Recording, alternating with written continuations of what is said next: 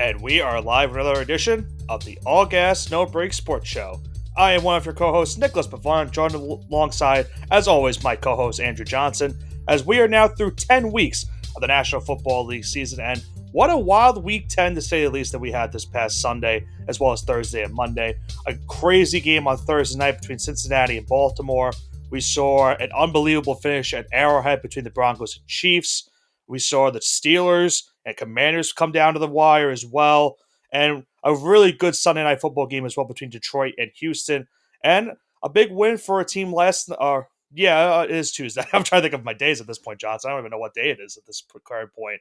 But a big win last night for a certain team down in South Florida trying to keep their playoff hopes alive in the wild card race.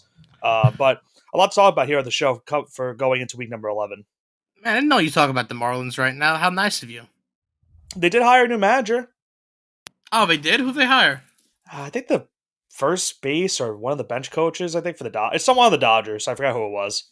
Oh, great. You know, they only do well because they have like $800 billion in payroll. But anyway, This is a football show. Let's talk about how bad the Bengals got beat on Thursday. This was a tough one. Tough is an understatement. I can't believe Zach Taylor hasn't been subject to public humiliation in the city of Cincinnati.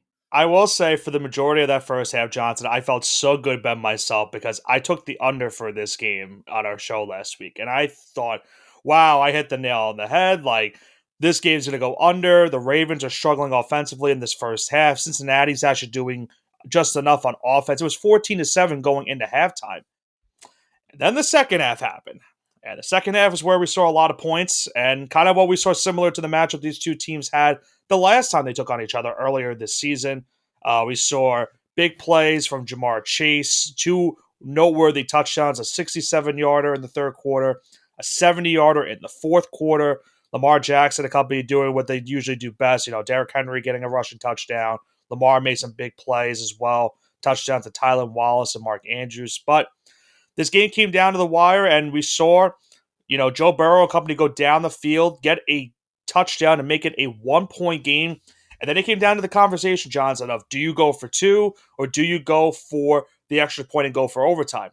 Now, keep in mind, the week prior, we had saw what happened with that Kansas City and Tampa Bay game where Tampa Bay could have went for two. They elected to go for the extra point and go to overtime. They never got the ball in overtime, and they lost the game as the Chiefs scored that first touchdown to begin overtime. So the Bengals decided, you know what? Let's not even hesitate. Let's go for 2 points. They sent out their offense for a 2-point conversion. It looked like originally they were going to just set up and see what the Ravens had to offer, and then they would call a timeout and then send the PA2 unit out to tie the game. That was not the case. They brought the 2-point conversion team back out after calling a timeout. They do not get the 2-point conversion, albeit, though, there was controversy on the play. It looks like there was I believe, a pass interference missed call. I think there was also a holding call or a roughing the passer call. Multiple missed face masks, allegedly. Face mask, yeah. There was a lot of missed calls just on that one play alone. And say what you want about it, but no call was made on the field. Baltimore able to squeak by in this game by the final of 35-34. A game that the Bengals, both you and I know, as a lot of people know, they needed to win.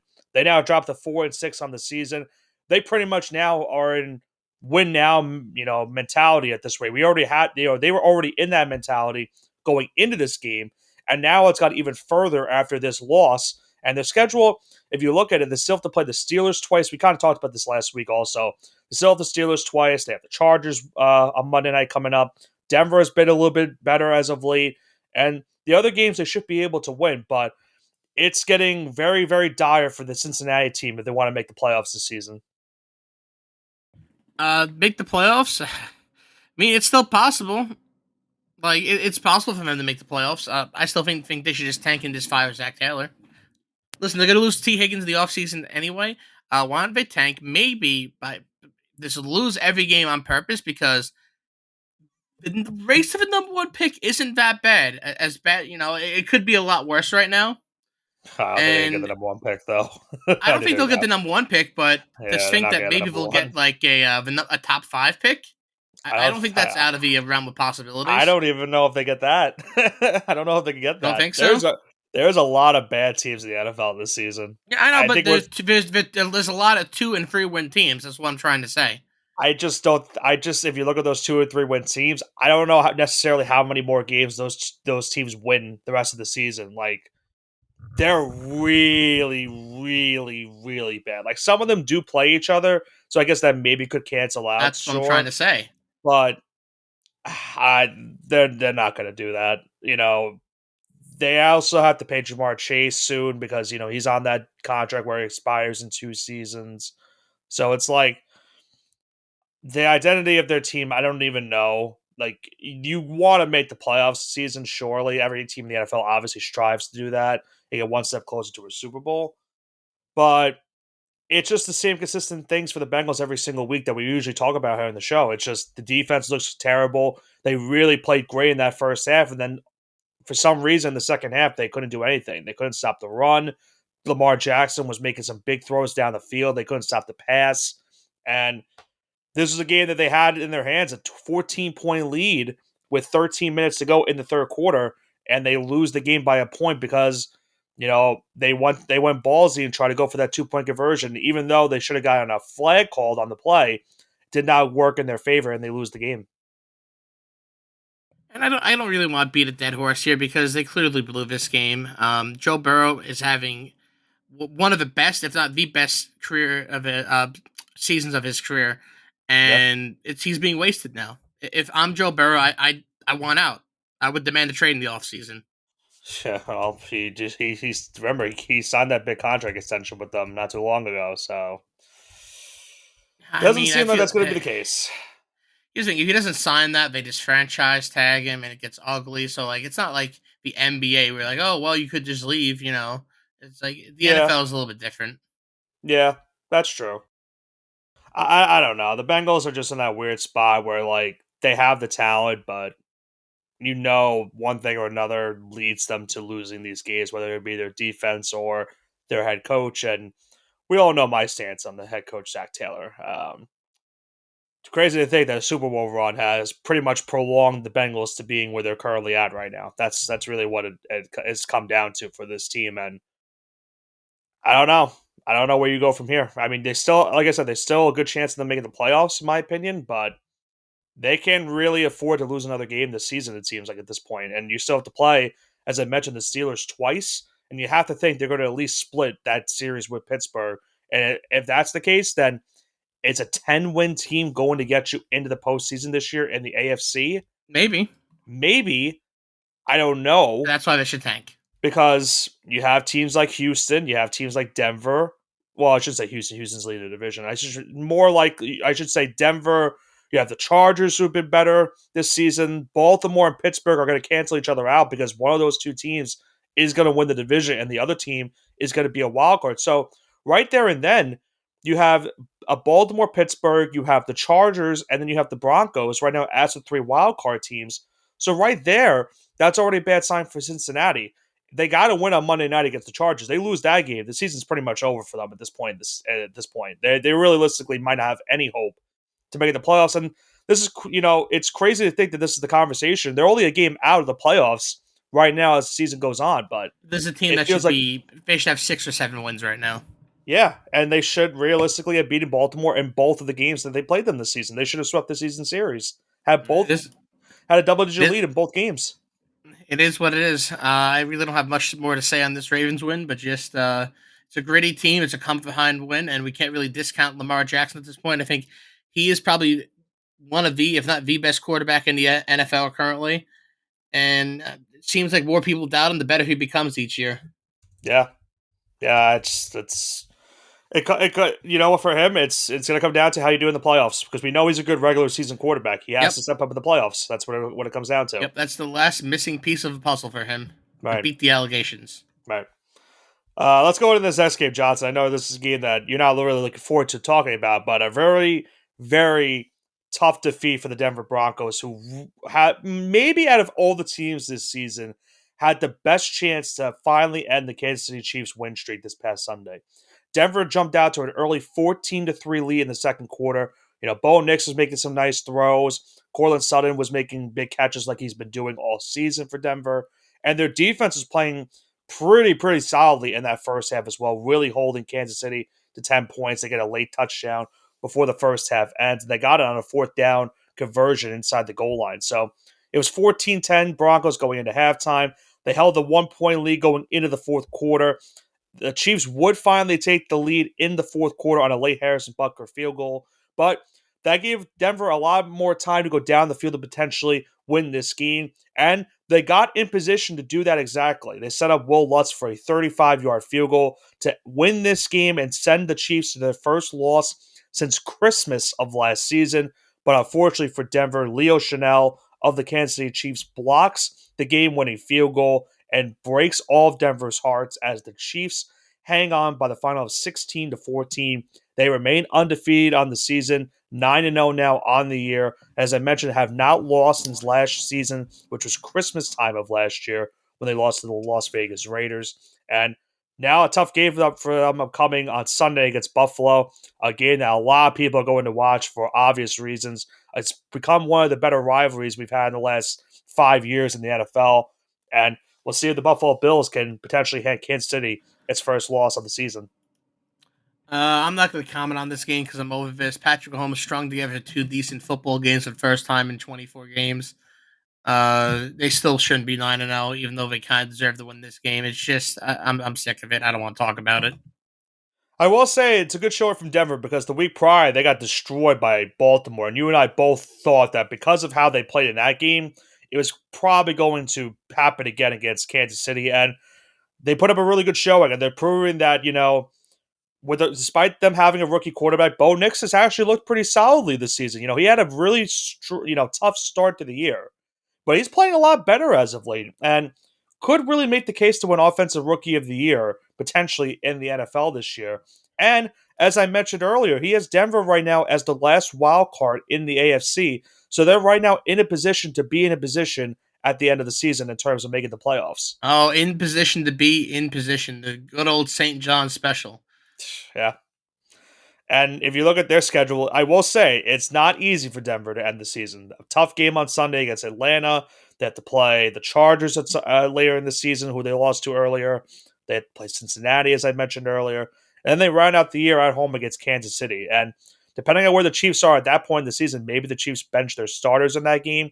So that could be potentially a win for Denver if the Chiefs have locked up, home field as well as the division title in the AFC by that point. But still a long way to go before we get to that point in this year's regular season. How about another great finish that we saw this past Sunday, Johnson, between the Steelers and the Commanders? And, going into the year, you probably thought this would not be a game between two of the top records in the NFL, but that was indeed the case this past Sunday between these two teams. And what a great finish that we had. We saw back and forth action between the two. The Steelers had to get a late touchdown pass from Russell Wilson to the newest Pittsburgh Steeler, Mike Williams, the former New York Jet. He gives them a touchdown in the late stages of this game to give them a 1 point lead. Washington had their chances to go down the field and potentially tie the game. They unfortunately go turnover on downs, give the Steelers the ball back. The Steelers then got down the field. It was 4th and 1. I don't remember exactly how much time was left in the game. I think about a minute and change. And the Commanders, unfortunately, they jump off sides on the 4th and 1, gives the Steelers an automatic first down. They're able to kneel out the clock and seal this win and hang on by the final of 28-27. They now go to 7-2 on the season, still leading the AFC North by a half a game right now in front of Baltimore. And for Washington, they fall now to 7-3, and they have a huge game upcoming on Thursday against Philadelphia. Yeah, Jayden Daniels looked kind of mortal in this one. Really struggled to pass the ball. I mean, on paper, he had like 200 passing yards, which is okay. No touchdowns. Really couldn't run the ball that efficiently. I know he led his offense to 27 points, but you got to do more than that. Well, I keep still in think he's mind. and I said earlier, I don't want to cut you off, but I said Yeah, that's earlier fine. last week that he was going to struggle this game because this is a premier NFL defense, and he Well, it's did struggle, top but he five, didn't. definitely. Yeah, but yeah, he did struggle, but he did do as bad, nearly as bad as I anticipated him to do. So, good for you, I guess. Maybe I don't know.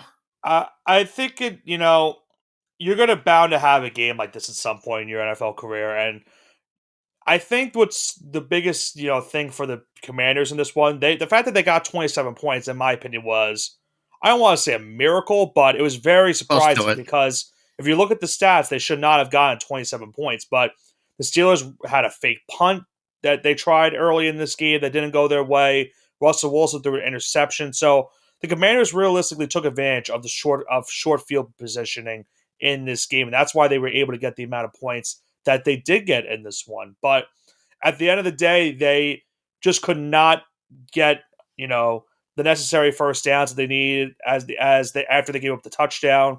Then they couldn't get the stop on 4th and 1 after they jumped offside. So it's a tough loss for sure, but not a bad loss whatsoever against a Steelers team that's been pretty good this season, and they're looking really, really rejuvenated. Now, a lot of people were questioning should they really start Russell Wilson after what Justin Fields have been doing for them for the majority of the first half of the season. And Russell Wilson's kind of made them all eat their words right now, this way he's been playing these last couple of weeks. Yeah, I really wasn't a Russell Wilson truther either, and he's been spot on this year. Maybe he just needed a change of scenery. Maybe he just needs some extended time off. But whatever it is, it seems to be working for him. Keep in mind, it also comes down to coaching, too. Coaching can Yeah, always Mike change. Tomlin is one of the better coaches in the NFL. If not, I'd say he's definitely a top five coach. So that's always going to help you. And the Steelers, they just consistently pull out these wins. They're not great wins. They're not, the prettiest of Ugly wins. They're wins. pretty, exactly. They're very ugly wins, but they get it done at the end of the day. And they have a huge game as well coming this week as they take on the Ravens for the battle in the AFC North that will decide who's in first place at the end of the week. So there are a lot of games that we're looking forward to covering later on the show in terms for our mushing hour that will really decide not one but two divisions in the NFL this season at the end of the week, going into week number 12 to see who's in first place at their respective divisions. Another late finish that we saw come down to the wire. How about not the Steelers, excuse me, the San Francisco 49ers, Johnson, getting Christian McCaffrey back, and he had to sweat out his first game back from his injury, prolonged for the entire year with those, I forgot the exact extent of his injury. I think it was basically his something. I think it was his hamstring, if I'm not mistaken. It was a hamstring. Yeah, so he basically could not it sounded like he couldn't walk. That's why that's the way they were describing it early in the season.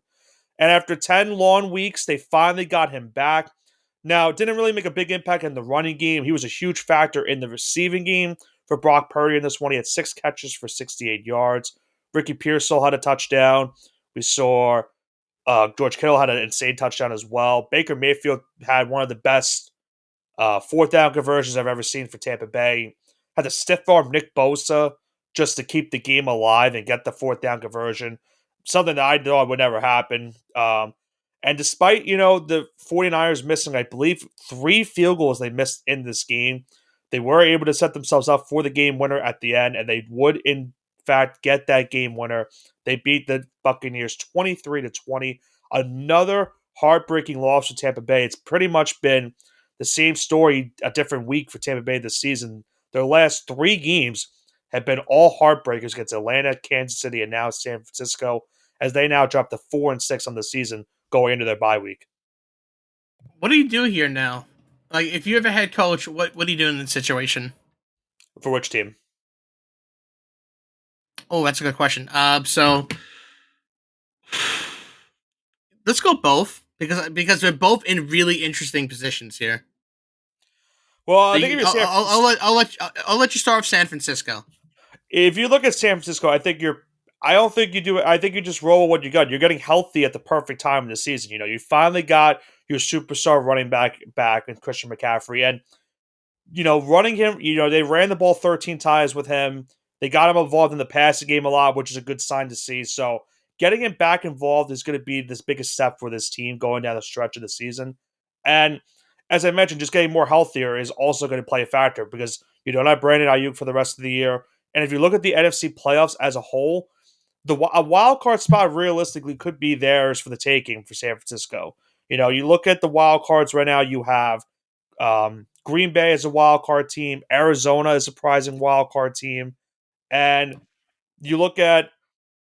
I'm trying to think of the other wild card the NFC has. I don't think it's Atlanta. It's because they lead the South. It would be. I'm trying to think off the top of my head. I think it's the Rams or it's the Commanders. It's the Commanders because the Eagles lead the division. So I think San Francisco is still in a good spot. I would be surprised if they don't make the playoffs, especially now with getting McCaffrey back. If he gets hurt again, then I'm very concerned for this team. For Tampa Bay, I mean, we knew they were going to be struggling once they lost Godwin and Evans. And to their credit, they've actually played better than expected without them. But their defense has really struggled the last couple weeks. They're getting pressure on the quarterback, but they're not doing a lot of work in terms of their secondary, which has been a problem for them all season, as well as, they finally were able to stop the run in this game. But now dropping to 4-6, and with those teams in front of them in terms of wild card spots, you're right now you're 2 games back of Arizona for the last wild card. And you're also 2 games, technically 3 games back of Atlanta in the division because you lost both games to them this season. So you're going to get Mike Evans back out of the bye week, which is huge.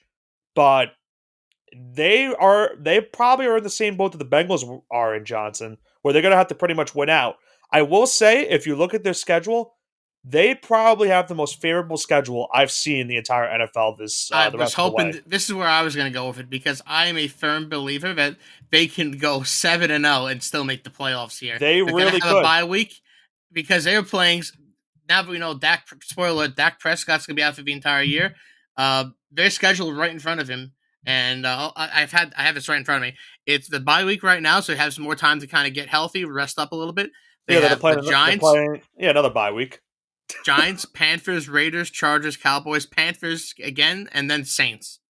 Chargers They could win 11 games, The Chargers are by far the toughest team they're going to be playing the rest of the season. and that's a very beatable team. No disrespect to the Chargers, but it's a beatable team. Yeah, yeah. Their odds for them I think are still good. I don't think it really comes down to how they do. They need the teams in front of them just to lose like a couple of games to have any chance. I still think they technically have a shot at the division at this point because Atlanta, after what happened to them on Sunday, I'm not necessarily certain if they're going to be able to hold on to the division lead as well. So I guess anything is still on the table for Tampa Bay, but I don't want to say they need to win out, but it seems like they can't afford to lose more than 2 games the rest of the season if they want to make the playoffs this year. So that's how I feel for them going into their bye week upcoming this week. The final game that we had on Sunday, we had the Sunday night game between Detroit and Houston, and this was, I guess, wacky maybe is the best way to describe how this game went between these two teams. Jared Goff threw 5 picks. CJ Stroud threw 2 more. We saw the Lions down 16 points. I'm trying to pull up the stat, Johnson, from this game because I still can't believe that this was a thing. And I found it. I'll bring it up in a second. A rough first half for the Lions offensively. They were down 23-7 going into halftime. They weren't able to run the football. I mentioned Goff had thrown a bunch of picks. Those continued in the second half as well. But the Lions defense really the biggest reason why they were able to come back and win this game.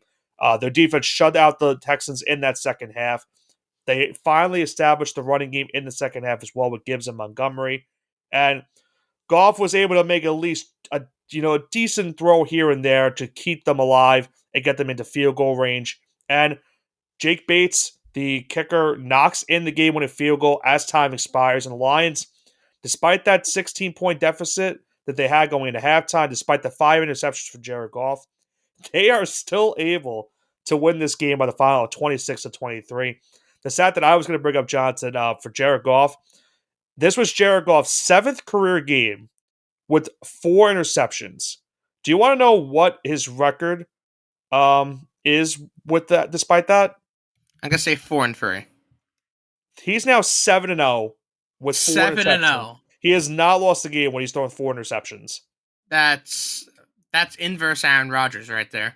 And with this win, the Lions are the first team since 1970 to throw 5 picks, trail by 15, and still win the game at the end.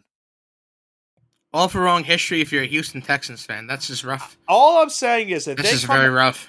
If they are able to win the Super Bowl this season, it seems like a year of destiny for this team because everything that seemed like that could go wrong in this game went wrong, and they still were somehow able to pull out the win. It really doesn't make any sense. And they still were without Aiden Hutchinson, who got injured like weeks ago. That's the craziest part about it. They're still doing this without Hutchinson, and their defense is still playing phenomenal right now. Yeah, I mean, I can't believe I still can't believe he's 7-0 in games like this. He's done Yeah, this 6 other times prior to this, won every single game, yeah, and he's probably thinking himself on because it's not like it's the first time it happened. He's probably thinking himself on the field. It's like, oh well, I've been here before. My team can bail yeah. me out. That was probably his thought process, like because he looked poised on it. He wasn't even like disturbed after throwing his third interception. It's like he's like, oh, I've been here before. They'll bail me out. Like you and I were discussing it, like as the game was going on. We're like, my God, like he's throwing 4 picks. Like what's going on? Like Goff had been playing sensational the last couple of weeks. Like barely throwing any incompletions whatsoever.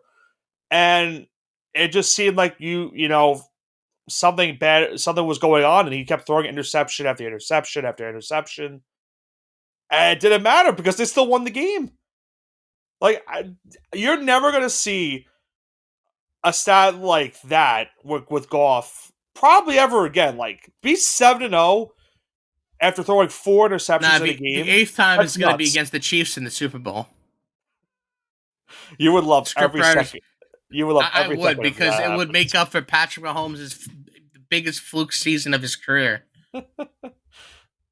That would be something if that were to That would happen. be If that would be they meet in the poetic Super Bowl, justice.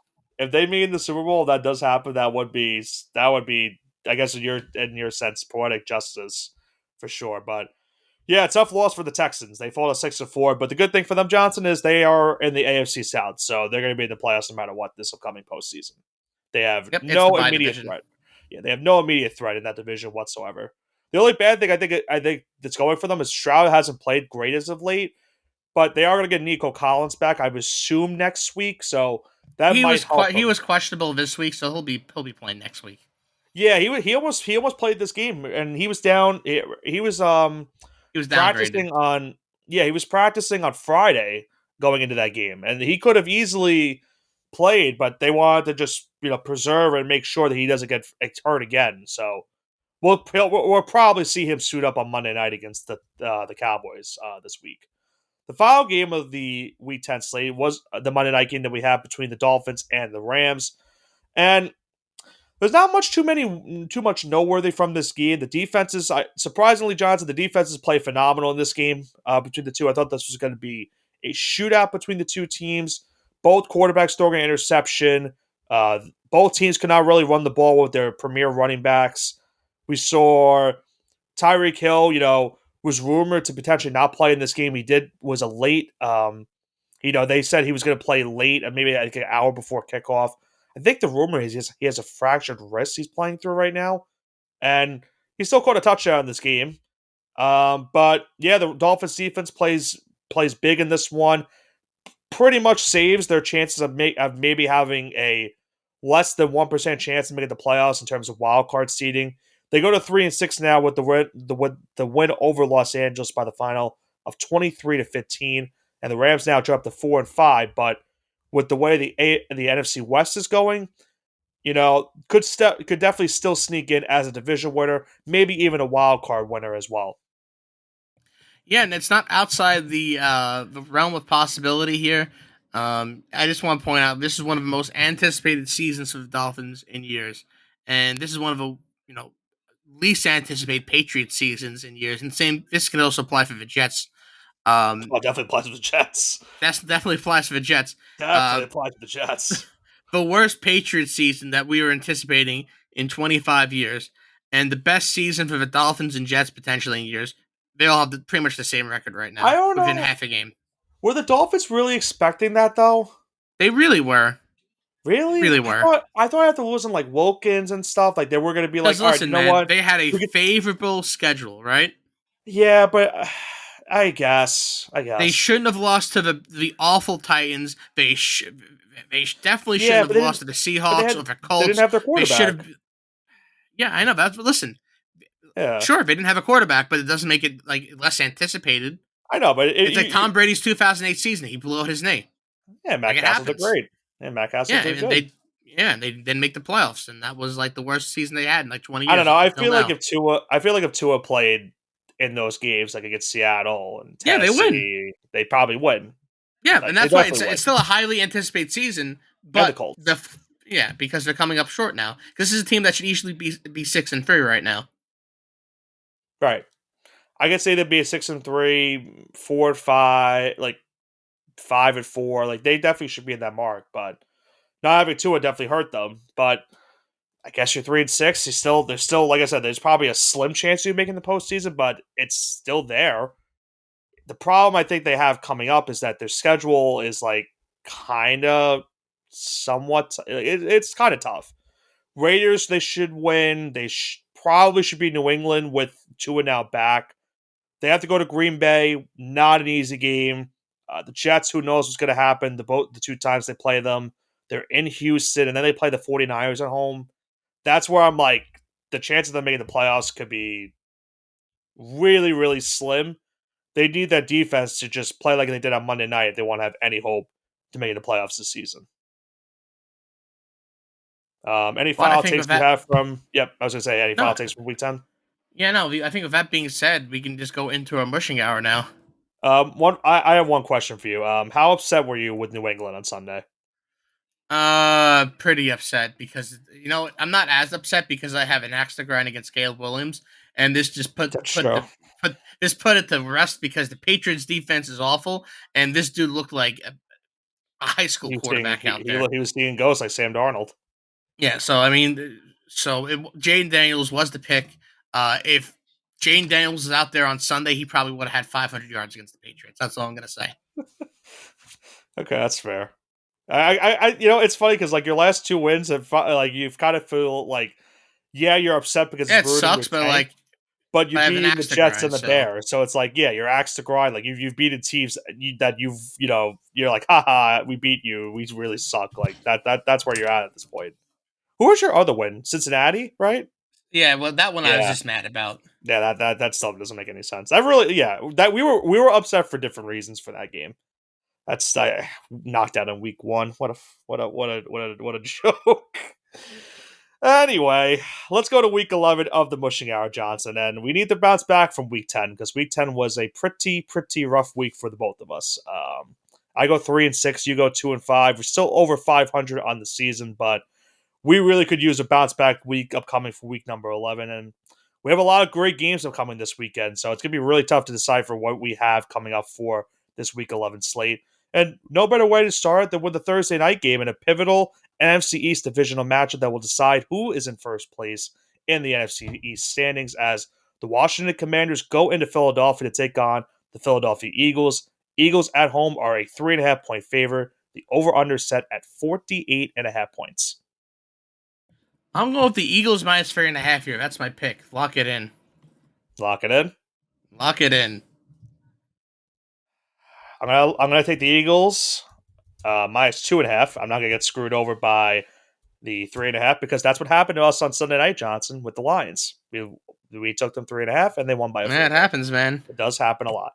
I will take that, and I'm going to take the over as well in this game. I think there's going to be a lot of points scored between these two teams. Their defenses are kind of meh, like they're kind of question marks. I expect a lot of big plays on Thursday night, hopefully. So we'll see what happens between these two teams. What's the first game that we have on Sunday coming up? Wise man would have called this game a slobber knocker. We got an NFC North matchup for the ages here. We have the Ravens AFC. going. Sorry, AFC. Excuse me. We have an Close AFC enough. North matchup here for the ages. We have the Ravens going into Pittsburgh, take on the Steelers. Despite the Steelers being at home, the Ravens are a 3-point favorite, and the over/under slate at 47.5. Give me the Ravens minus 3. I think if they can make that comeback versus the Bengals, anything's possible for them at this point. You're right. Anything is possible. However, what I am concerned about, Johnson, and maybe Derrick Henry can take away this factor for this game. Lamar Jackson in his career has not been good against the Steelers. That is a very big concern. He's due. I, I agree. I agree. I think he is definitely due. He's 2-4 against them in his career, so it's not been the best.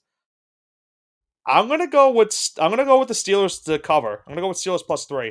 I honestly think I the don't Steelers hate are it. gonna win this. I think the Steelers are gonna win this game, in my opinion. I think these. Listen. It's definitely possible. I'm not gonna like discount that. I think they're bound to split. They usually split every single year. I think it's going to come down to it's going to come down to the Steelers defense. If the Steelers defense plays lights out and they don't allow like Jackson or Henry to play big in this game, then they should do enough just on offense because the Ravens defense has been very subpar this season. They could do just enough on offense considering that their offense has been pretty solid the last couple weeks as well. I have the Steelers to cover, and I think they might even flat out win this game entirely over the Ravens to stay in first place in the AFC North. Next game we have on our slate, we have the Atlanta Falcons going into Denver to take on the Denver Broncos. The Broncos are a 2.5 point favorite. Over under set at 43.5. Yeah, I'll give you Falcons plus 2.5 here. I think this is the easy pick here. I think they flat out win this game, but if you give me points, I'll take it. Are you concerned after what happened against New Orleans? Nope. Nope. Do you Not at think all. the Falcons should be concerned after that loss? Because I think they should be. Yeah, maybe a little bit, but I think if they lose against Denver this weekend, then you really pull the pack alarm. I'm gonna go with the Broncos plus 3.5. I think the Broncos win this game also. You mean minus 3.5? No, I'm going plus 3. Oh, right, they are the favorite. That's right. You're right. I'm gonna go with the Broncos minus 2.5. I'll stay with. That's what I meant. I felt for some reason Atlanta. Listen, if you want to take better odds, I mean, I'll let you do it, but I just want to keep you in check here. I literally read out the line and I'm like, oh wait, Denver, right? That's right. Denver is the favorite for this game. I'll take Denver minus 2.5. My apologies. There you go. I think Denver wins this game. I'm very concerned with the Falcons after they're losing to a Saints team that the week prior had lost to Carolina. And I think Denver has looked a lot better as of late. They a bad loss against Baltimore, but a better loss. A game they should have won against Kansas City. I think they come back out and they beat this Falcons team and keep their wild card spot alive for at least another week. So give me Denver to cover. What's the next game? We have the Seahawks going on the road into Santa Clara to take on the 49ers. The 49ers are at home. They are a 6.5 point favorite, and the over-under slate at 49.5. Give me 49ers minus a touchdown here. I take 6.5 points. I won't change the line. I know this Seahawks team's coming off a bye week, and they're going to be well-rested. DK Metcalf's probably going to be back. But give me the 49ers with CMC with another week of rest and practice with the team, kind of getting things getting back in the game shape. So I think this is the obvious one. The Seahawks are in a downtrend right now. I don't think this game against the 49ers is going to reverse that. Yeah, Seattle coming off the bye week definitely helps them. They're going to get a lot more healthier. I expect Metcalf to play in this game. The last time they played was on Thursday. Was the Thursday night game earlier in the season, and the 49ers had a big first half that got them into a nice lead. Seattle made a comeback, but it fell too short. I'm going to still take the Seahawks to cover. I'm going to take them plus 7.5 in this game. I still think they lose. San Francisco's trending in the right direction. As you mentioned, Seattle's kind of trending in the wrong direction. So I have the Seahawks to cover 7.5, but San Francisco still wins this game, in my opinion. Big game on Sunday in Buffalo and Orchard Park as the Kansas City Chiefs take on the Buffalo Bills. Chiefs are still undefeated going into Buffalo, and despite that, Johnson, the Chiefs are a 2.5 point underdog. Bills minus 2.5. Over under 46.5 for this game. Do the Chiefs lose their first game of the season this weekend? You said the Bills are an underdog? No, the Bills are the favorite, right?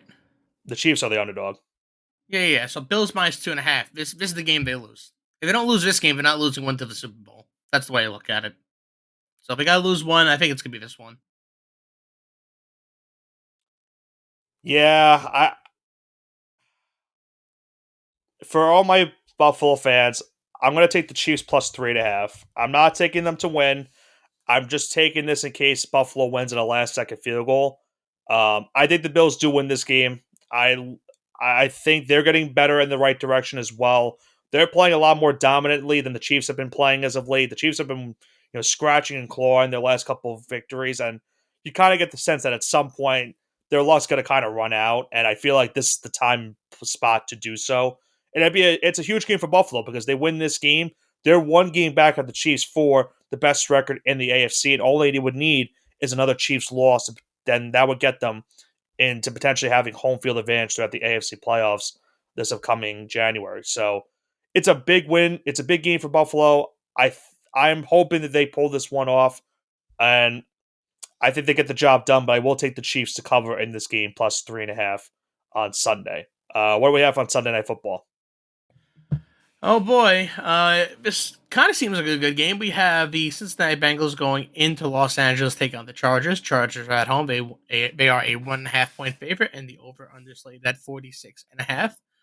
Give me Cincinnati here. I think this is a no brainer. I know they're gonna kind of bounce back from next week, from last week. So Bengals plus 1.5, I think, is the luck of the week. I'm gonna go with the Bengals as well, plus 1.5. I think they win this game. Bounce back from that loss against Baltimore on Thursday. The Chargers are playing a lot better. Don't get me wrong. I just think there's a lot of big time play. I think T. Higgins comes back as well. That's going to be a big player that the Bengals need right now at this point in the season. Um, I just don't know if necessarily the Chargers are going to have an. I think this will be a good game between the two. I just don't know if the Chargers. I feel like they might get exposed in this game for some reason. So give me the Bengals to cover plus 1.5. I think they win the game outright on Sunday night. And then to round out our slate, Johnson, we have the Monday Night Football game in Dallas, Texas. This is going to be probably a tough game to watch between these two teams. The Houston Texans are going into Arlington, staying in state as they take on the Dallas Cowboys. The Texans are on the road, are a 7.5 point favorite. The over-under set at 42.5. What do you have for this last game? Give me Cowboys plus 7.5. This screams a game that they cover. This screams a game that I think they got destroyed. Give me Texas minus 7.5. All right, I think they cover this game. I think Cooper Rush is going to lead them to a 6 point loss. I don't know. After what I saw on Sunday against Philadelphia, I have no faith in Cowboys doing anything for the rest of the season. They're going to be they might be picking in the top 5 in the draft at the end of the year. I really think that's where it goes. Like their schedule is pretty brutal. I from what I remember to end the season. And I apologize for America because they're going to play the Giants on Thanksgiving. That's going to be terrible. It was bad to begin with. Now it's even more bad. What do you think the spread's going to be for that game? I'm not sure. I don't really want to put money on that right now. Dallas is probably still the favorite, but it's probably not by as much as originally. Maybe 3.5 points. Yeah, probably 3.5, 2.5, something like that. God, yeah, I didn't want to watch that game to begin with, and now I really don't want to watch that game now. That's gonna be brutal on Thanksgiving, and sure enough, that's coming up. So yeah, but yeah, the Cowboys are in purgatory because of this injury, and I don't see it getting any better as they lose on Monday night. What I at least think they're going to lose on Monday in pretty bad fashion against a Houston team that's going to be fired up after losing their last couple games. But that wraps it up for week number 11 of the Mushing Hour. Johnson, any final thoughts before we wrap this one up and head into week 11, going into week number 12? We're kind of at that halfway point now, more than halfway. More than halfway, yeah. Yeah, you have six core weeks of football left because a lot of these teams are going to be resting their players week 17, week 18. If they have a bye locked up or something like that, you can see the Kansas City Chiefs resting their players probably by week 16.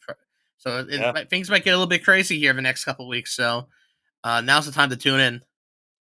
Yeah, it's all about, deciding if you're going to be a division winner at the end of the year. If you're going to be, would you say it's all about the game and how they play it? It certainly could be about the game and how they play it. That is definitely for sure. So these teams have to go out and make sure that they can certainly play that game and make sure that they are a playoff team as well, potentially getting at least a home playoff game or two upcoming in January, and for their sake, hopefully getting into February and making it into the Super Bowl. So we'll see. Unfortunately for our two teams, Johnson, they are nowhere near sight of making it into into that territory. They're going to be. I'm looking for another bowl. I'm looking for Tank Bowl. Yeah. Yeah, you got to who's New England playing this week? Are they playing this week? I don't know. I don't pay attention anymore. Giants. The Giants are on a bye week for this week, and I'm just so glad I don't have to bother watching them upcoming on Sunday. I at least can watch some good football this week and not have to worry about the Giants. You're playing the Rams this week. That's a loss. You could win that game. I'm not gonna lie. You could win that game. You probably should have won that game, though. You could win. I'm still not certain how to feel about the Rams this season. But yeah, that does it for this week's edition of the All Gas No Break Sports Show. A wild week number 10 in the National Football League. Ravens get a big win on Thursday after the Bengals blunder on the 2-point conversion. The Chiefs block a field goal to remain unbeaten. Steelers hold on to beat the Commanders. The Niners get a game-winning field goal. The Lions get a game-winning field goal despite 5-interception day from Jared Goff. And now we head into week number 11. Big game on Thursday between Philly and Washington. Big game between Baltimore and Pittsburgh. Huge game between Kansas City and Buffalo. And a big Sunday night game between Cincinnati and Los Angeles. A lot to look forward to going into week number 11. This has been Nicholas Pavona, joined alongside by my co-host Andrew Johnson for the All Gas No Break Sports Show. Have a great rest of your week.